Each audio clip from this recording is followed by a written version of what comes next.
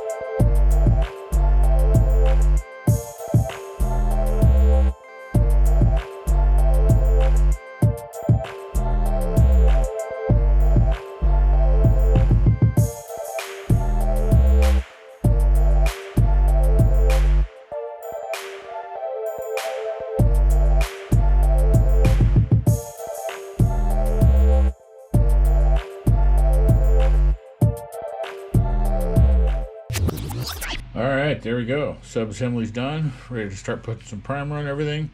got it all on the clips and the stands and ready to start shooting some paint. I've decided to go with this yellow, the bright camel yellow with the black logos, and then either both, probably the tan and the gray for the interior. I'll put some flat on the chrome parts and then start putting this thing together.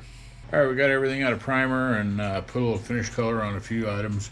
Started putting some black wash on some stuff, and I'm gonna start doing some tiny brush details and painting and masking and whatnot. And this is kind of my favorite part, so I'm gonna speed the camera up, but I'm gonna do it a little bit slower than before, so that maybe you can see a little bit closer what I'm getting into. So here we go. Let's speed it up and start doing the cool details.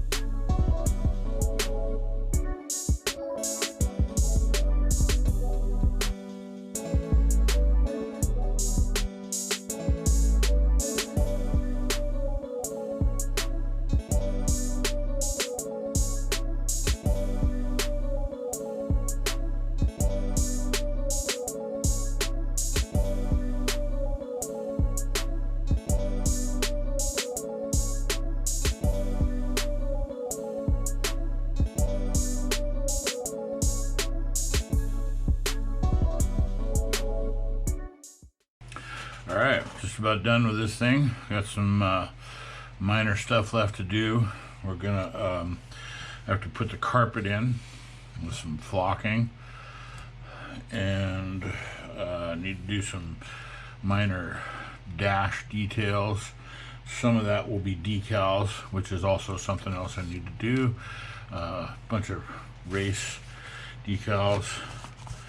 I'm gonna use this thing. It's gonna be the race version, so I'm gonna use as many of these as I can. Oof, there are 28 of those. I don't know how many are gonna make the cut. We'll see. But we're definitely gonna put the sponsor stickers and other little stuff, the wheel centers and cool stuff.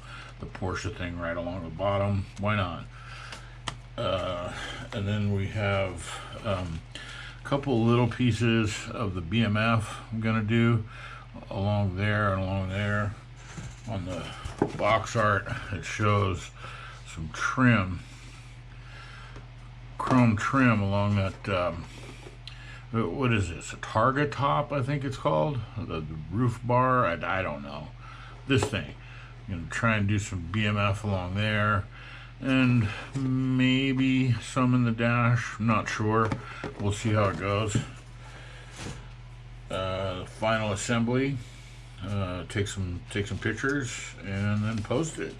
But before I do that, I'm going to do all that off camera. Before I do that, I'm going to get into this real quick. A lot of people had asked how I pulled this off. Bluing the exhaust. Phrasing. Making the exhaust headers have a heat blue effect to it. Pretty cool. All I did, really simple, was I took some metal finish paint, chromish dried paint, hit it with a Sharpie, and then wiped it with some lacquer thinner. So we're just going to go ahead and do a little quick spot here just to show you. So let's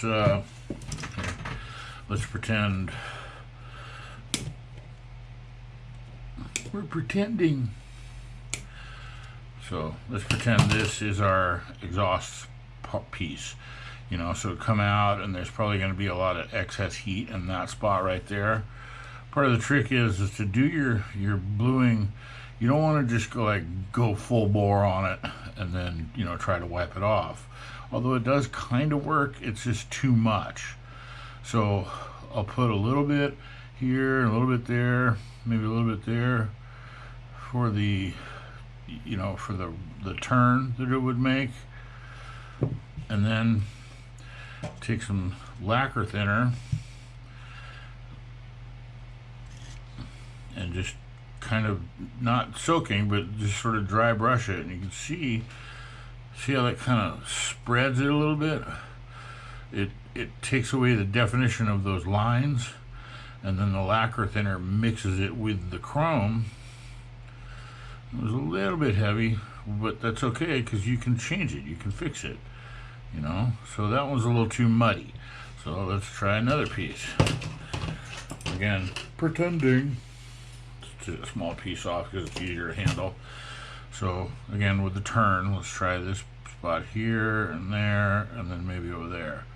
Sporadic. You want your inconsistencies to be consistent, if that makes any sense at all. Learned that a long time ago doing faux paint. You don't want to do the same thing over and over and over again on the same spot, or it shows. So I'll pull that a little bit, wipe my brush, a little more, and wipe it. And there you go.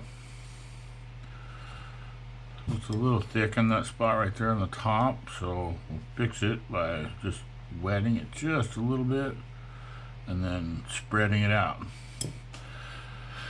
And there you go. That's how I got blued exhaust. You're my boy, Blue.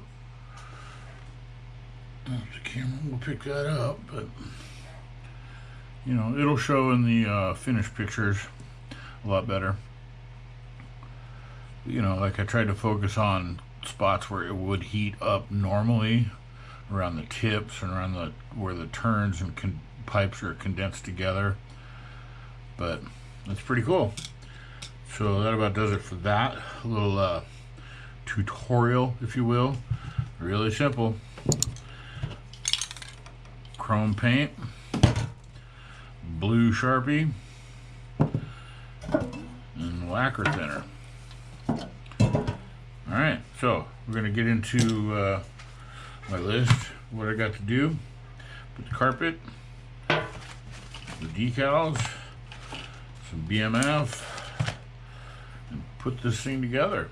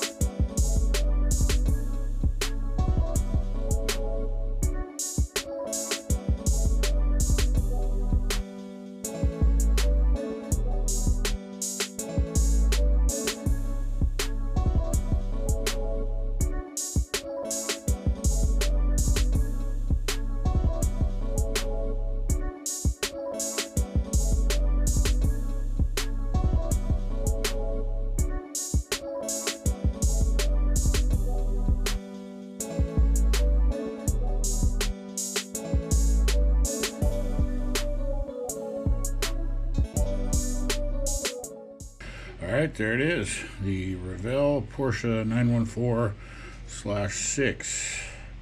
2-in-1. All put together, decals on. Oof, what a job that was. Anybody ever use this stuff or any type of decal solution? Let me know. I didn't seem to notice any difference. I didn't use it on these. I did notice that they kind of reacted a little bit to the clear. Maybe it was just because I still had water underneath them. I'm not sure. There's the color that I used, that camel yellow. Really looks beautiful. I just love it. Looks great. So we'll do a slideshow after this, some closer shots. You can see the interior. I've flocked the carpet, and, gave a little bit of attention to the seats and the door handles and stuff. And then the underside, let's flip it over. The bluing on the headers that I talked about in this video. It's also a pretty cool little trick. So there you go. There you have it. This was it's a decent build. It's a good kit. I enjoyed it. Thanks for watching. Enjoy the slideshow. Be sure to give me a like, thumbs up, subscribe, all that. It really does help out the channel. Feel free to share, comment. I do read them all. I try to respond to as many as I can. And that'll do it. Stay tuned for the slideshow and hope you enjoyed.